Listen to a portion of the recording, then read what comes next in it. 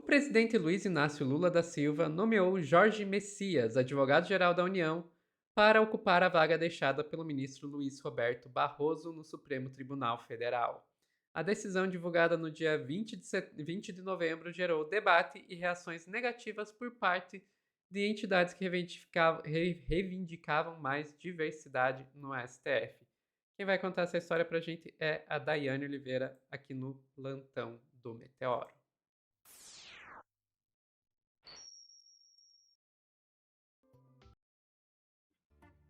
Dai, vai colocar mais um homem branco, cis, hétero, evangélico no Dia da Consciência Negra. Pois é, presidente Luiz Inácio Lula da Silva esperou dia 20 de novembro para fazer esse anúncio, ou seja, ele ligou o F para todas as reivindicações que foram feitas por vários movimentos, inclusive por membros do STF. O Barroso já declarou a importância, como é ruim só ter uma ministra, só ter uma mulher hoje no STF. A gente teve outras pessoas também trazendo essas mesmas reivindicações, mas assim, Lula não está nem aí. E ele deixou isso claro, porque ele podia, inclusive, ter anunciado isso amanhã, Sofia. Mas ele tem uma viagem, ele resolveu antecipar e anunciar isso logo no 20 de novembro. E isso é muito, mas é extremamente simbólico. Vou te pedir para trazer a matéria da Metrópolis, por gentileza, Sofia.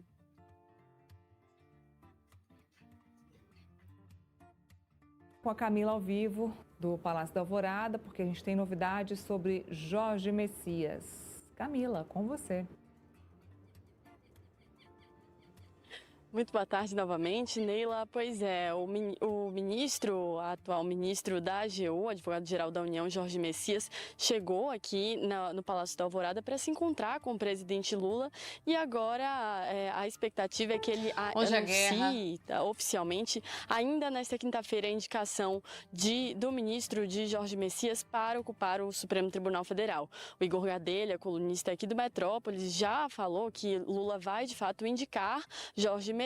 Agora a gente só aguarda essa publicação oficial de que Lula, de fato, indica o seu atual advogado-geral da União para ocupar a posição de Luiz Roberto Barroso, que deixou o Supremo Tribunal Federal em outubro, se aposentou, decidiu se aposentar antecipadamente. E a gente está desde de manhã aqui no Palácio da Alvorada aguardando essa movimentação, porque Messias veio aqui se encontrar para ajustar, fazer os últimos ajustes para essa oficialização que acontece hoje, justamente porque Lula viaja logo em seguida. A previsão é que ele embarque às 13 horas, por volta das 13 horas, para São Paulo, onde ele participa de um evento à noite, e em seguida ele vai para a cúpula do G20 em Joanesburgo. Então a ideia é que ele fizesse essa oficialização hoje, antes de deixar o Brasil. Neila.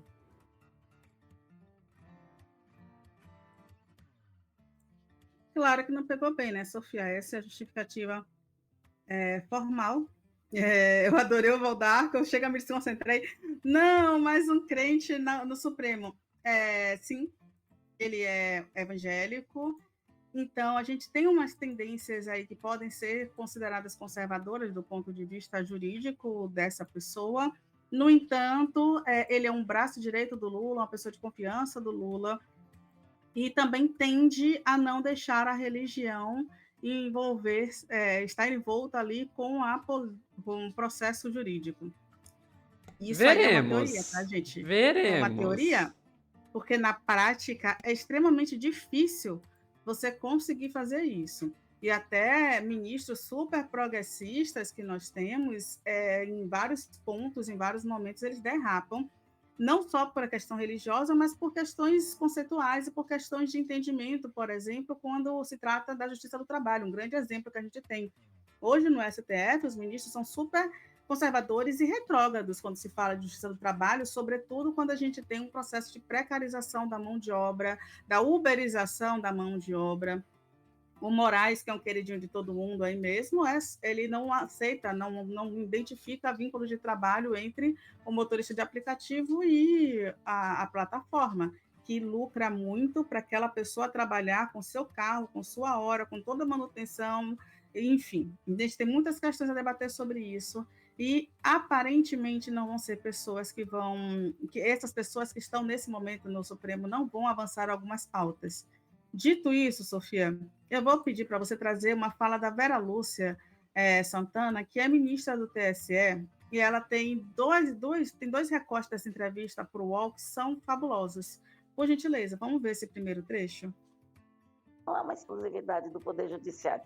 Se a gente olha a própria Presidência da República, e quando eu dizia antes, não sei como isso chega, e se chega ao Presidente da República, afora as agendas temáticas, digamos assim, qualquer recorte, qualquer imagem do poder, do núcleo central de poder, do Poder Executivo brasileiro, ele é branco, masculino. À exceção da presença muito competente e brilhante, diga-se de passagem, da ministra Gleisi Hoffmann, você não tem uma mulher na grande esfera do Poder Executivo, não é? Então, isso tudo se reflete quando chega o momento de uma decisão sobre uma lista, o que não é o caso, para o Supremo Tribunal Federal não é feita qualquer espécie de lista. Então, qualquer lista que circule, inclusive por vocês da imprensa, é a especulação positiva, não é? Positiva porque fomenta o grande debate, não é? Sobre a necessidade de que todas as instâncias, a partir da instância maior do Poder Judiciário brasileiro, que essas instâncias contem sim, tenham sim a representação, a presença da qualidade do pensar jurídico, levada esta qualidade por uma mulher negra, por um homem negro, ou seja, por esse pluralismo que compõe a própria população brasileira. Já é uma fala que por aí já estava fantástica, mas essa entrevista só que teve 30 minutos. A ministra Vera Lúcia, ela tem várias outras falas fabulosas. A gente vai ver mais um outro trecho. Por quê? Porque no momento em que a Vera fala, inclusive sobre solitude, sobre como é ser a primeira, né? Ela foi a primeira ministra negra no TSE, então assim, sempre esse espaço de ser os primeiros, essa solitude. E a Vera, o Josias, nessa entrevista teve Josias perguntando para a Vera, viu, Sofia? Cortei esse trecho. Mas o Josias vai lá e pergunta para a Vera o que seria, né? De nada, sou filho de nada público. Não trouxe o Josias hoje falando, mas a pergunta dele seria numa linha assim: a senhora acha que precisa aí fazer uma reforma, uma modificação na lei, que deveria mudar a forma de indicação para o STF? E a Vera dá uma resposta fabulosa. A forma como a indicação é feita hoje, ela não teria problema se ao lado de Lula tivesse uma ideia de pluralidade. Se o Lula, por exemplo, aí ela fala que ela participa de grupos de juristas, ela participa de entidades que o próprio Estado possui, grupos como Juristas pela Democracia, não lembro se é esse exatamente o nome, perdão, mas tem um nome, né, que é justamente uma luta pela democracia. E dentro desse grupo tem muitos nomes que têm condições de serem indicados. Isso até responde uma pergunta que o Valdarco fez aqui no chat. Não tinha outro nome? Sim, tinham vários outros nomes, mas a gente está falando justamente dessa ausência de diálogo e de escuta aí do Lula para com essas pessoas, para com essas figuras. Aparentemente não é Juízes pela Democracia, o Paranoia Delirante está comentando aqui, e é muito importante que a gente entenda isso, que o problema não é a falta de ministros, e essa invisibilidade, ela não é casual, é uma invisibilização, é ocasional. Ter poucas pessoas negras em espaço de poder não é porque poucas pessoas negras conseguiriam chegar nesses espaços, é porque existe toda uma violência ao longo, né, de toda a sua vida para que essas pessoas sejam impedidas desses acessos, ainda que não seja proposital. E eu não estou dizendo que o presidente Lula é racista, mas com toda certeza ele não está nesta luta antirracista para fazer com que haja uma mudança na estrutura da nossa sociedade. E aí, Sofia, eu vou te pedir para trazer esse segundo trecho, né, que a Vera fala, ter um recorte. Eu acho legal trazer o recorte dessa página por causa da frase, por gentileza. Nós, mulheres negras, o racismo e o machismo, né, que se entrecruzam, estabelecem limites até para o sonhar. Como é que você se sente, né, de estar nessas listas de indicado? Tem muita gente falando do seu nome, que pode ser. Alguém já entrou em contato contigo para, de repente, dar aquela apurada? Você toparia, não toparia?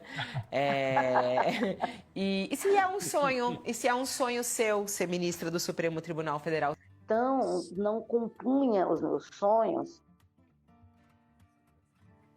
estar, como tenho hoje, né, com um assento como substituta do Tribunal Superior Eleitoral.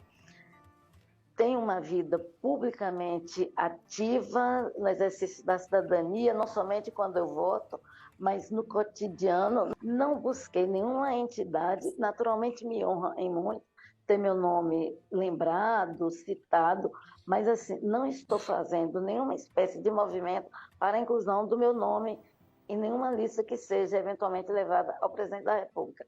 Agora, estou sim apoiando o debate como sempre eu fiz. Seria incoerente com toda a minha história de cidadania, de inclusão, se neste momento em que o debate, a pauta é uma representação negra, jurista negra no Supremo Tribunal Federal, eu não me manifestasse sobre isso. Então, naturalmente, que eu tenho como uma pauta que vai continuar até que aconteça a resposta a ela. Que impacto imagina que poderia ter? É isso, Sofia. Eu acho que é fantástica a fala da ministra do Tribunal Superior Eleitoral, que é a Vera Lúcia, que também poderia ser uma das figuras indicadas para o cargo. E eu acho que, primeiramente, é uma fala fantástica porque ela é polida. Porque ela não é uma fala que vai dizer, olha, a gente precisa mudar tudo porque o Brasil está totalmente errado. Ela vai falando sobre a estrutura socio-racial no Brasil e como isso vai afetando nossos olhares, nossos pensamentos e as pessoas que estão nessas esferas de poder e a importância dessa representatividade nesses espaços. O olhar de uma pessoa negra diante de determinadas situações é totalmente distinto do olhar de uma pessoa branca, é totalmente distinto do olhar de uma pessoa indígena, que também temos juristas indígenas, é totalmente distinto de uma pessoa trans, por exemplo, Sofia. E assim, se a gente imaginar, a Vera Lúcia, em vários momentos, ela chamava, né, falava sobre a importância de pessoas negras em diversos espaços, até para que essas listas surjam. Porque senão essas listas não vão surgir, você sempre vai indicar seus pares. E aí a Cida Bento, que fala do Pacto Narcísico da Branquitude, ela sempre vai falar sobre isso, aquelas pessoas que são as indicadas, aquelas pessoas que se protegem, aquelas pessoas que estão próximas, aquelas pessoas que vão ser lembradas em determinados momentos. Mas precisa ser mulher negra para cumprir uma cota. Aí sim é que esses outros nomes vão surgir. O fato de Lula não ter nenhuma mulher negra ao seu lado, muito próxima, dando informações, né, participando do processo de esfera de poder, diz muito sobre o Lula, que é diferente daquele Lula que subiu a rampa. E a gente precisa entender isso, inclusive para mudar em 2026, Sofia. A gente precisa cobrar mais verdade nessa reivindicação, nessa representatividade aí do presidente Lula, que não é uma representatividade correta e de equidade quando a gente vai olhar quem está mandando no Brasil. É isso, Sophie. Perfeito, Dai. Tem muita coisa a se dizer aí, né? Porque eu sei que vai ter um monte de gente criticando a gente aqui nos comentários, porque esse é um assunto que divide a esquerda. Nesses comentários vai ter gente dizendo, mas representatividade vazia não interessa. E quem disse que é vazia? Agora todas as mulheres negras viraram defensoras da burguesia conservadoras. É isso? Quem disse que é? Ninguém está falando de representatividade vazia. Ou então você está dizendo que não existe nenhuma mulher negra que seja capaz de fazer isso. Existem mulheres negras capazes, existem mulheres negras progressistas, inclusive muito mais progressistas do que um Jorge Messias, que, vamos e convenhamos, é um evangélico, e a gente sabe que a maioria dos evangélicos são conservadores. Uhum. E, não, mas a gente tem que parar de pensar nessas pautas feministas negras, porque a gente tem que focar na questão de classe. E quem disse que o Jorge Messias vai focar na questão de classe? Ainda o Lula não colocou um trabalhista. Se você vai dizer, não interessa a mulher negra e a gente tem que pensar em classe, ok, então que metesse um trabalhista lá. Não, não colocou um trabalhista. Entendeu?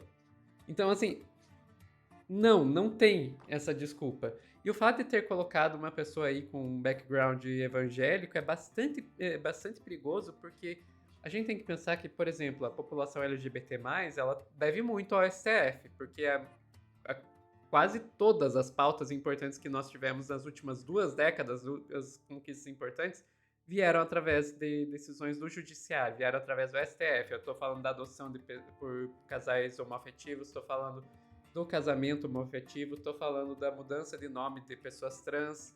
Tudo isso foi garantido pelo STF. E a gente está vendo o STF ficando cada vez mais conservador. Daqui a pouco a gente começa a retroceder em todas essas pautas. Ah, mas e daí por último, o Lula é racista? Eu não vou afirmar isso. Mas aí entra aquela frase clássica, né, que já é praticamente um bordão, mas que é importante lembrar o porquê desse bordão, que não basta não ser racista, tem que ser antirracista. Por quê? Porque os círculos de poder, eles são dominados por homens brancos. Se você não fizer um esforço ativo de ir além do que já está dentro dos círculos de poder e buscar pessoas negras, pessoas trans, mulheres, etc., não vai acontecer. Aí o Lula quer alguém próximo a ele. Sim, mas o Lula é um homem que está numa posição de extremo poder. E dentro das posições, e as pessoas que circulam, né, em volta nessas posições de extremo poder são todas homens brancos. Se ele não fizer um esforço de ir além do círculo próximo dele, ele não vai encontrar mulheres negras. Por isso que tem essa reivindicação. É por isso que se fala, por exemplo, em cotas. Porque a tendência natural, se você não tiver cotas, e isso aqui eu não estou falando mais do STF, estou falando de tudo, é você simplesmente continuar perpetuando naturalmente as injustiças. Quando a gente fala que a sociedade é estruturalmente racista, estruturalmente misógina, estruturalmente LGBTfóbica, a gente está falando disso. Mesmo se você simplesmente zerar a questão, e a sociedade naturalmente ela vai continuar reproduzindo essas diferenças de poder. Então tem que ir além. Não dá para o Lula escolher uma pessoa próxima a ele e essa pessoa, se o Lula simplesmente escolher pessoas próximas a eles, essa pessoa muito provavelmente será um homem branco cis hétero conservador. Porque as pessoas em posição de poder são, em sua maioria, homens cis héteros brancos e conservadores. Entenderam? Ah, mas a representatividade não é suficiente. Não é suficiente, mas é necessária. Eu concordo. É óbvio que você vai encontrar mulher negra extremamente conservadora, inclusive que reproduza o racismo e a misoginia. Vai encontrar. Então, não é suficiente, mas é necessária. Enfim. Ficamos por aqui, Sofia, Dai. Você me permite Pode falar. lembrar uma coisa que a gente precisa prestar atenção. Acabou de passar na Câmara, né, a questão da Conanda, que derruba a resolução sobre o aborto legal para crianças e adolescentes. A gente está falando de crianças e adolescentes que sofreram violência sexual e vão precisar levar um boletim de ocorrência, ter autorização dos pais para fazer o processo de aborto legal, e isso que pode demorar meses. E aí, muitas vezes, essas crianças acabam não conseguindo fazer justamente porque já chegou num período em que há risco de vida para elas. Tem toda uma burocracia voltada para isso, e não à toa existia uma referência que foi derrubada. Se isso passar pelo Senado, quem derruba é o STF. Eu só quero que vocês pensem sobre religião e como é importante que a gente tenha uma separação do direito e da religião. Porque vocês acham que os evangélicos vão aceitar, ainda aqui na questão da violência sexual? Eu não estou falando nem de ampliação de aborto.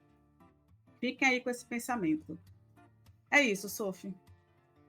Perfeito, Dai.